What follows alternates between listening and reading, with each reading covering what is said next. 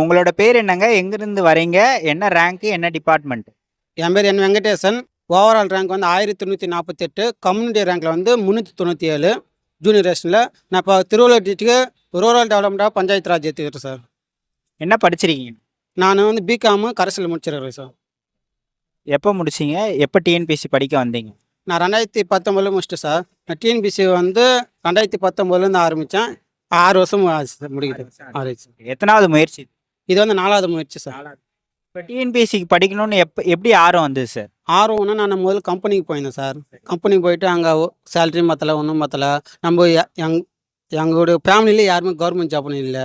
எங்கள் ஊர் ஆளுங்கெல்லாம் ஒருத்தர கவர்மெண்ட் ஜாப்னு போனால் நம்மளும் போனோம். செய்யணும், கவர்மெண்ட் ஜாப் தான் நம்ம குடும்பம் முன்னேறும், நம்ம குழந்தை முன்னேறும்னு சொல்லிட்டு நமக்கு வேலையாக வாங்கணும்னு சொல்லிட்டு தொடர்ந்து ஒவ்வொரு முயற்சியும் படிச்சுனே தான் சார் இருந்தேன். தோல்வி ஆனாலும் நம்மளால் முடியும் நம்பிக்கையோடு தான் நான் படித்தேன். எங்கள் அம்மா எங்கள் ஒய்ஃப் தான் இது முக்கிய காரணம் வெற்றிக்கு. கல்யாணம் ஆயிடுச்சு சார். எத்தனை கேள்விகள் போட்டீங்க சார்? 154 கேள்வி போட்டேன் சார். நான் 2 கொஷின் நான் மாற்றி போடுறதுனால எனக்கு விஏஓ கிடைக்கிறதுக்கு சான்ஸ் போயிடுச்சு. தெரிஞ்சு 2 கொஷின் தப்பு பண்ணிட்டேன். அவசரப்பட்டு மாற்றி செட் பண்ணிட்டேன் ஒரு கொஷின். அதனால் வந்து எனக்கு விஏஓ கிடைக்காம மிஸ் ஆயிடுச்சு. எந்த மாதிரி படிக்கிற ஒரு ஸ்டூடெண்ட்? எப்படி கேட்குறேன்னா, நல்லா படிப்பீங்களா இல்லை ஆவரேஜாக படிப்பீங்களா? 1வதுலேருந்து 9 வரை சரியாக படிக்கவே மாட்டேன் சார். படிப்புனா அந்த ஸ்கூலுக்கு போவோம், ஜாலியாக என்ஜாய் பண்ணுவேன். 10வதுலேருந்து ஆரம்பித்து படிக்கணும், பாஸ் ஆகணும்னு சொல்லிட்டு அங்கே ஆரம்பித்தோம் தான். ஆவரேஜாக படிப்பேன். காலேஜில் நல்லா படிச்சு தான் வேலைக்கு போய் ஆகணுன்ற ஒரு சுச்சுவேஷனில் நம்ம படிச்சே ஆகணும். எல்லோரும் என் கூட வந்தவங்களாம் படிப்பாங்க, ஒரு வருஷம் படிப்பாங்க, விட்டு போயிடுவாங்க, படிக்க முடியல வேலை சுச்சுவேஷன். எங்கள் அம்மா படி உன்னால் முடியும், எங்கள் அம்மா உன்னால் முடியும் படி. எங்கள் அம்மாவுக்கு இத்தனையும் கை நாட்டு தான் விற்கும், படிக்க தெரியாது அவ்வளோ. எங்கள் அப்பா கிடையாது. சின்ன வயசுலேருந்து நான் பிறந்து 3 மாதத்துல எங்கள் அப்பா இறந்துட்டாங்க. இத்தனையும் எனக்கு கஷ்டப்பட்டு என்னை படிக்க வச்சு எங்கள் அம்மாவுக்கு தான் இந்த முதல் வெற்றி, முழு வெற்றி எங்கள் அம்மாவுக்கே சேரும். நாங்கள் திருவள்ளூர் டிஸ்ட்ரிக்ட் திருத்தணி பக்கத்துலேருந்து ஆர்கேபட்டு சார். தமிழ் எந்த மாதிரி படிச்சிங்கன்றதை சொல்லுங்கண்ணா. தமிழ் முதல்ல ஸ்கூல் புக்கை தான் சார் படித்தேன். இப்போ பேட்டர்ன் மாற்றின பிறகு நான் புத்தா புக்குன்னு சொல்லிட்டு ஆர்டர் பண்ணி வாங்கி படித்தோம். தெரிஞ்சிருந்து வச்சிருந்து தெரியாது எப்படி நீக்கிட்டான் கேன்சல் பண்ணி அது மூலமாக தான் நான் கொஷினை நல்லா அட்டன் பண்ணேன் சார். எது வரும்னு ஆப்ஷன் வச்சு உமிட் பண்ணி போடுறதுனால தான் நான் தமிழ் 79 கொஷின் போட்டேன் சார். மேக்ஸில் வந்து 21 கொஷின் போட்டேன். 22 போட்டேன், அவனை மாற்றி செட் பண்ணிட்டேன். 21 கொஷின் போட்டேன் சார். இப்போ மேக்ஸுக்கு எந்த மாதிரி படிக்கலான்றத சொல்லுங்கள். ரீசனிங், ஆப்டிடியூட் ரெண்டுத்துக்குமே சொல்லுங்கள். மேக்ஸு பேசிக் முதல்ல ஸ்கூல் புக்குன்னு சொன்னாங்க. ஸ்கூல் புக்கெல்லாம் முடிச்சுட்டு நான் வந்து கிளாஸுக்கு போயிருந்தேன் சார். கிளாஸுக்கு வந்து அங்கே நடத்தினாங்க. யூடியூப்பில் நான் முதல்ல வந்து தெரிஞ்ச கொஷினெல்லாம் முதல்ல ஒரு பக்கம் போட்டு எது டிஃப்ரெண்ட்டான மேக்ஸுக்கு இதோ அதெல்லாம் வந்து ஒரு டாபிக் எடுத்துனா ஒரு நோட்டு போட்டுப்பேன்.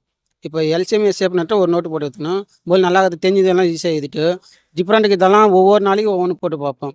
அந்த மாதிரி போட தான் எனக்கு வந்து ஏன்னா இப்போ இருக்கிற மேக்ஸுக்கு ரொம்ப மேக்ஸ் போட்டால் தான் வேலை வாங்க ஒரு நிலைமை இருக்குது. அதனால் வந்து இப்போ ஈஸியாகவும் கேட்கறதில்ல. கொஷின் பேப்பர் மொத்தம் மாட்ரேட் பண்ணுறதுனால டிஃப்ரெண்ட்டாக இப்படியெல்லாம் கேட்குறான்னு சொல்லிட்டு டிஃப்ரெண்ட்டெல்லாம் எடுத்து போட்டு அதனால் எனக்கு மார்க் ஸ்கோர் சார் ஒவ்வொரு சப்ஜெக்ட்டுக்கும். ஜிஎஸ் இருக்கு இல்லையா, 6 யூனிட் இருக்குது. அதில் science, geography, polity, history, unit 5, unit 6 இருக்கு இல்லையா, இதெல்லாம் எப்படி படிச்சிங்கன்னு சொல்லுங்கள். நான் யூனிட் 6க்கும் பாலிட்டிக்கும் ரொம்ப இம்பார்ட்டன்ட் கொடுத்து படிச்சேன் சார். அதனால தான் எனக்கு மார்க் வந்து ஸ்கூல் புக்கு தான் அவுட் சோர்ஸிங் கிளாஸில் கொடுக்குறது சைதான் மாதிரி தான். மோஸ்ட்லி ஸ்கூல் புக்கு தான் படித்தேன்.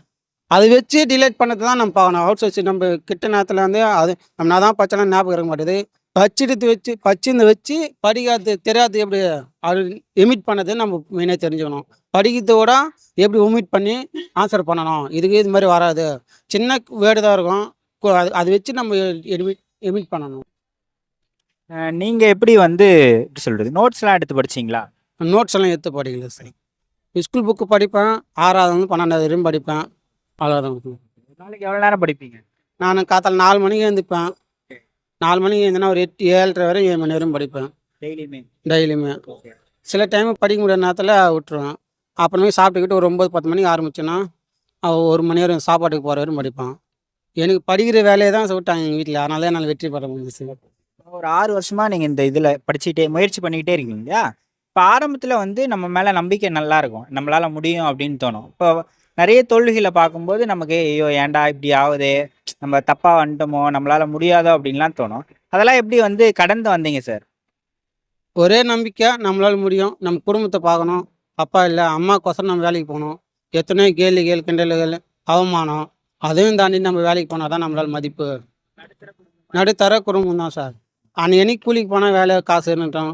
என்னால் எங்கள் அம்மானால வேலைக்கு போக முடியலனாலும் எங்கள் சித்திங்க அவங்கெல்லாம் ஹெல்ப் பண்ணி என்னை படிக்க வச்சாங்க. எங்கள் அண்ணன் ஆனால் கிளாஸுக்கு போன காசு கட்டுறது செய்யுது அப்படின்னு எங்கள் ஒய்ஃபு மெயினாக காரணம். கல்யாணம் பண்ணிட்டீங்க. சார் நான் கல்யாணம் 2019 படிக்க ஆரம்பித்தேன்.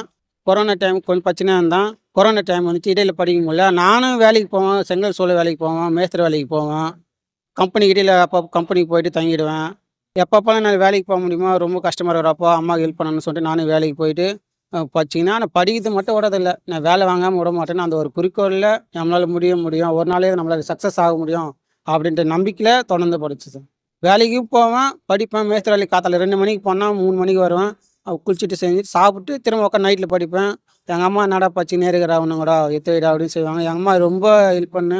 எங்கள் அம்மாவுக்கு தான் இந்த வெற்றியை நான் முதல் சமைக்கிறேன்.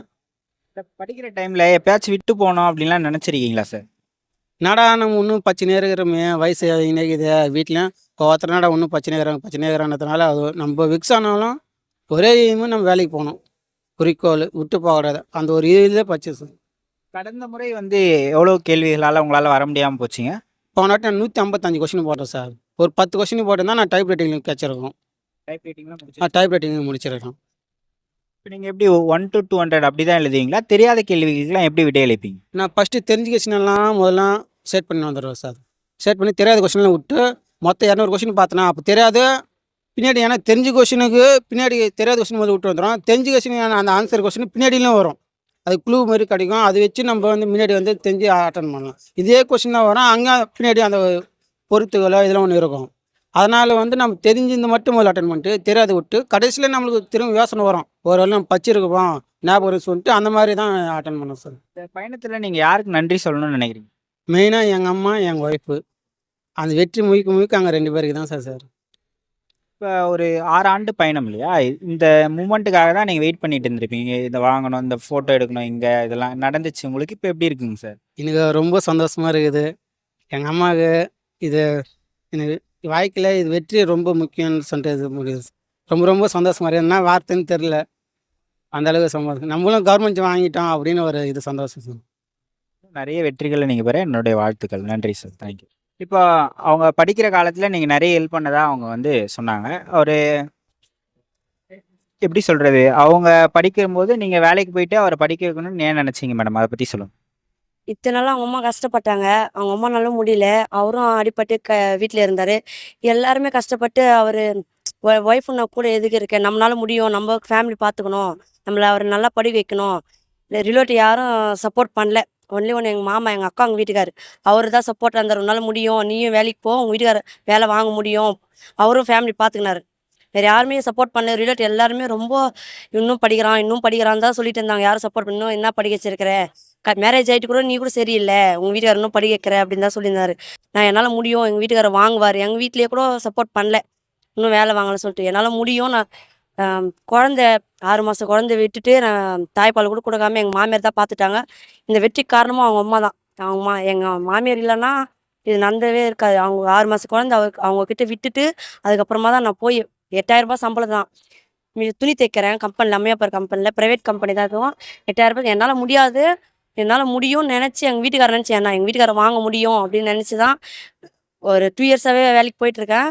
போயிட்டு அவரால் முடியும், எதுவுமே கையும் தூக்க முடியாது, எந்த வேலைக்கும் போக முடியாது, ரொம்ப கஷ்டப்பட்டார். ஐயோ நம்மளால வேலைக்கும் போக முடியல, படிக்க முடியல, நம்ம எப்படி ஃபேமிலி பார்த்து போகிறோம், கஷ்டப்பட்டார். உன்னால் முடியும், நீ படி, நான் உன்னை படிக்க வைக்கிறேன், கண்டிப்பாக நீ கவர்மெண்ட் வேலைக்கு போவேன்னு சொல்லிட்டு என்னால் முடிஞ்சு படிக்க வச்சு அதுக்கான வெற்றி தான். இப்போது இந்த வெற்றி எனக்கு மட்டும் இல்லை, அவங்க அம்மாவுக்கு தான் முழுக்க சேரும்.